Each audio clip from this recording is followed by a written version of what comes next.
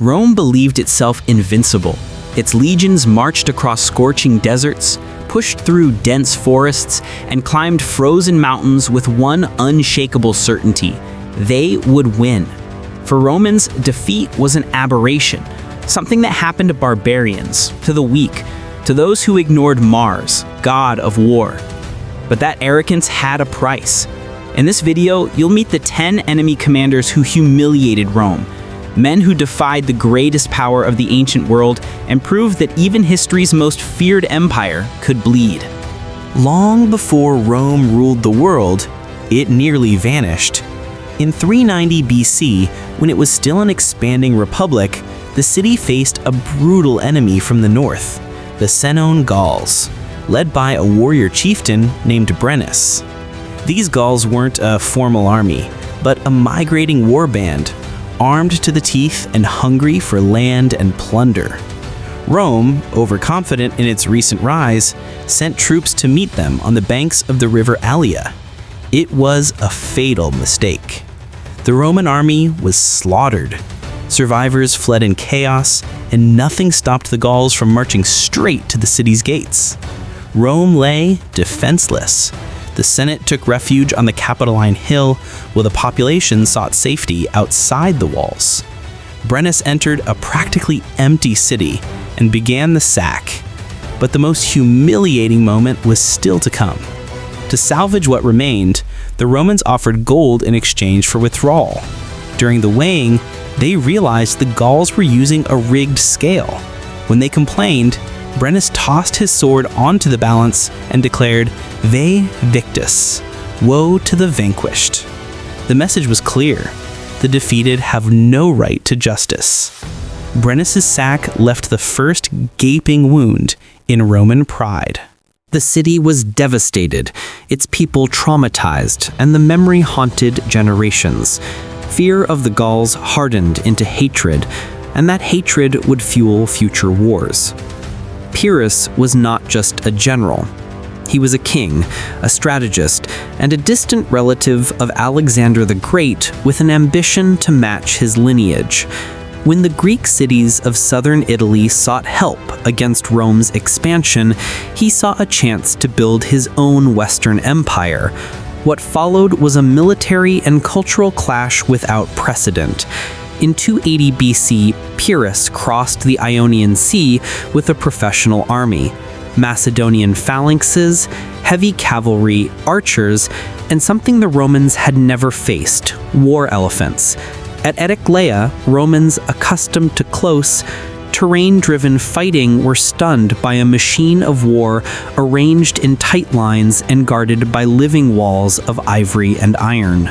Pyrrhus won, but at a steep cost. The next year at Asculum, the outcome repeated. Another Greek victory and more blood spilled. Losses were so heavy that Pyrrhus himself is said to have remarked, "Another victory like this, and I am undone." From that campaign, we get the term Pyrrhic victory. What most humiliated Rome wasn't only the result on the field. It was facing for the first time an enemy who beat them with discipline and superior tactics. Rome, which had mainly triumphed over disorganized or tribal foes, found in Pyrrhus a mirror of what it was not yet: a refined military power. Those defeats forced Rome to evolve. They learned, reformed their legions, and in time surpassed the phalanxes that had made them fall. But before that, a new nightmare arose. A commander who wouldn't just win, but nearly break Rome's spirit. If Brennus wounded Rome and Pyrrhus forced it to rethink, Hannibal almost erased it from the map. Son of the Carthaginian general Hamilcar Barca, Hannibal grew up under a vow to destroy Rome. When the Second Punic War broke out, he didn't just honor his father's promise. He rewrote the rules of war. In 218 BC, he did the unthinkable. Instead of attacking by sea, he crossed the Alps with tens of thousands of soldiers, heavy cavalry, and about 40 war elephants. The crossing alone was epic. Snowstorms, avalanches, hostile tribes, yet he descended into Italy, ready to fight. What came next was a sequence of defeats that traumatized Rome. At the Trebia, Hannibal ambushed the Romans in biting cold. At Lake Trasimene, he shattered them using the fog as an ally. and in 216 BC at Cannae, he reached the peak of his genius. With a smaller army, he encircled and crushed 8 Roman legions. More than 50,000 men may have died in a single day, one of the greatest slaughters in military history. Rome went into psychological collapse. Allied cities defected. The Senate panicked. For 15 years, Hannibal roamed Italy like an unstoppable shadow.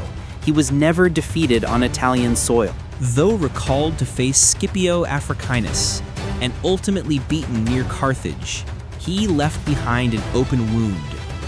His very name became legend. Roman parents calmed disobedient children with the warning, Hannibal ad portas. Hannibal is at the gates. No other enemy inspired such terror in the Roman imagination.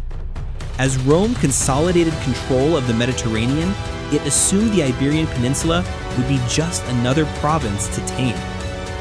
Instead, it met an enemy like few before, Variathus. He wasn't a king or a trained general. He was a Lusitanian shepherd who became one of Iberia's greatest resistance leaders. Raised to command out of necessity, Variathus knew every stone, pass, and valley of his homeland. His army was small and poorly equipped, but lethal. He used the land as a weapon, ambushed Roman columns, vanished into the mountains, and returned days later with lightning strikes. It was guerrilla warfare in its purest form, and Rome, used to open field battle, simply didn't know how to reply. One by one, Roman generals sent to crush him were defeated, some killed, others humiliated. Variathus's prestige grew so much that, in a rare move, the Roman Senate proposed peace treaties, a humiliating concession from an empire that seldom recognized legitimacy in its foes. But Rome never tolerated defeat for long. Unable to beat him in battle, it turned to treachery. They bribed 3 of his close lieutenants who murdered him in his sleep. When the traitors came for their reward, they heard only, "Rome does not pay traitors." Variathus didn't just defy Rome. He proved that courage, cunning, and knowledge of the land could outweigh legions. His example became legend among Iberian peoples. Rome was the Mediterranean's dominant power when Julius Caesar arrived in Egypt. After defeating Pompey in the Civil War, When the Greek Caesar cities of southern intervened Italy in the sought help Ptolemaic against Rome's succession, expansion, he saw a supporting chance to build Cleopatra his against her own brother Western Ptolemy empire. XIII. In doing so, he underestimated Egyptian pride and resistance. While Caesar entangled himself in palace intrigues, Cleopatra's younger sister Arsinoe IV escaped Roman custody and allied with the general Achillas, leader of the Egyptian forces. Together, they seized control of the local army and launched a relentless siege against Caesar and his men, who were isolated inside the royal palace at Alexandria. For weeks, Caesar, the very symbol of Roman invincibility, was besieged. Supplies were cut off, parts of his fleet burned, and his soldiers were attacked constantly in the city streets and alleys. He had to order improvised fortifications just to hold out.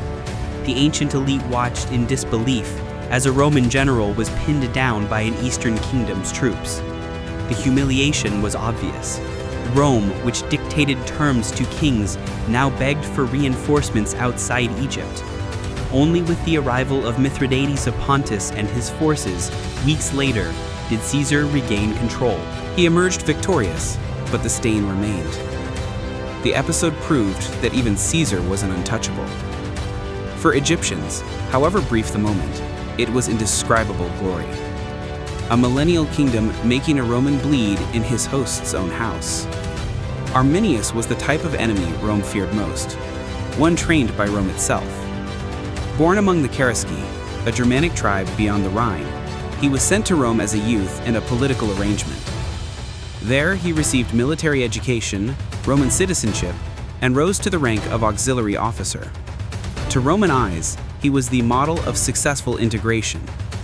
Inside, he never forgot who he was or what Rome had done to his people.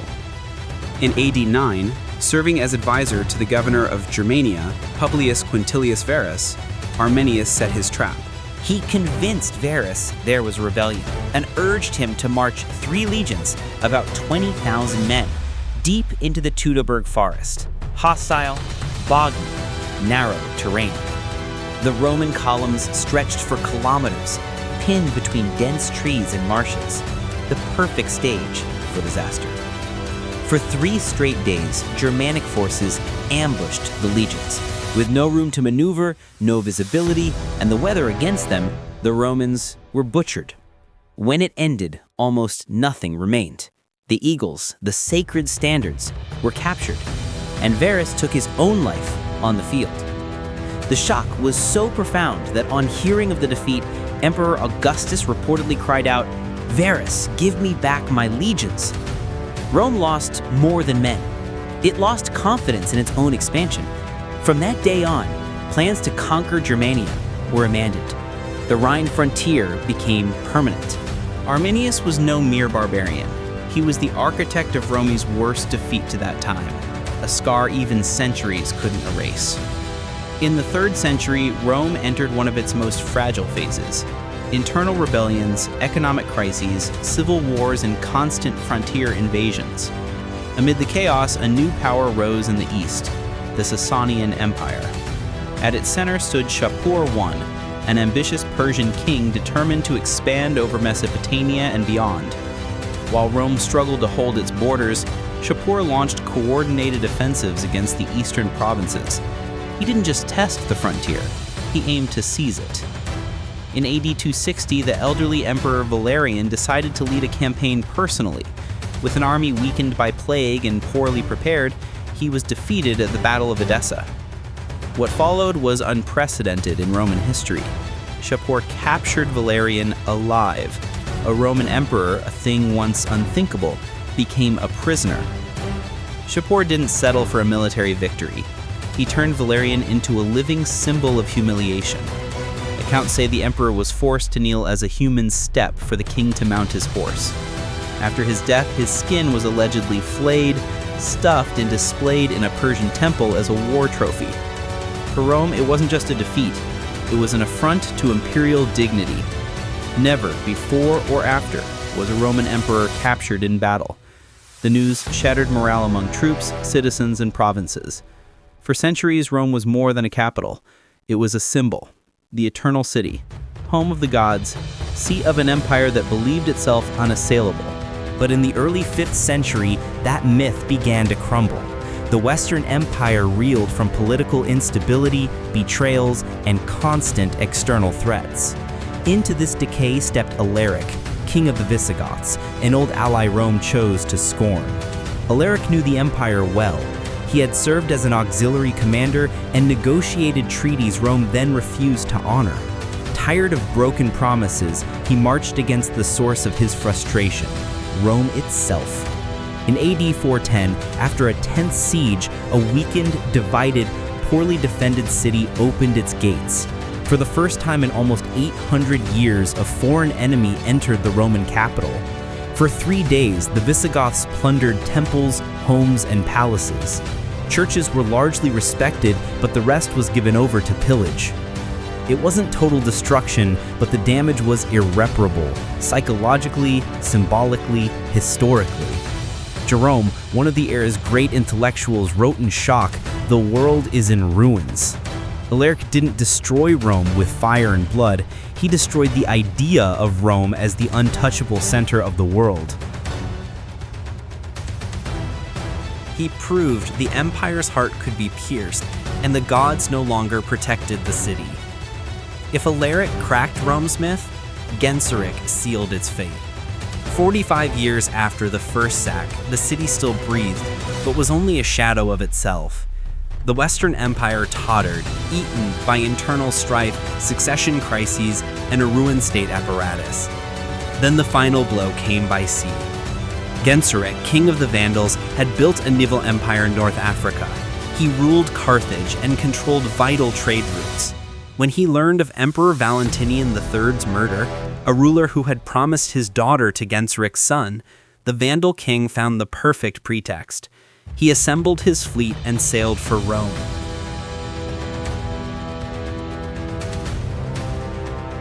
The city, once again, was defenseless. The new emperor, Petronius Maximus, fled and was killed by his own subjects. When Genseric arrived, he met no resistance. But unlike Alaric, who plundered for 3 days and left, Genseric stayed for 2 weeks. The sack was meticulous, methodical, total. Religious relics, artworks, precious metals, statues, everything in Rome that still had value was carried off.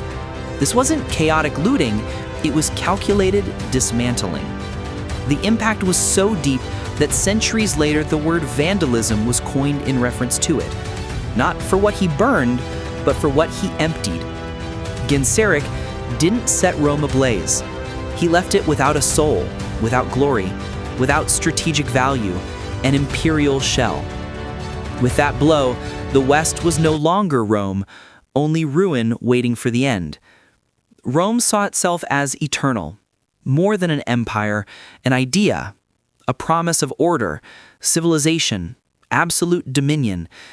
But that illusion shattered piece by piece with each defeat you've heard about here. These commanders, so different from one another, showed in different moments that Rome was not invincible. All left deep scars on the empire's memory. Scars no monument, triumphal march, or statue could erase. If you enjoyed this video, subscribe to keep exploring the great stories of the past. And leave a comment. Which of these generals do you think humiliated Rome the most? And may Mars guide you in battle.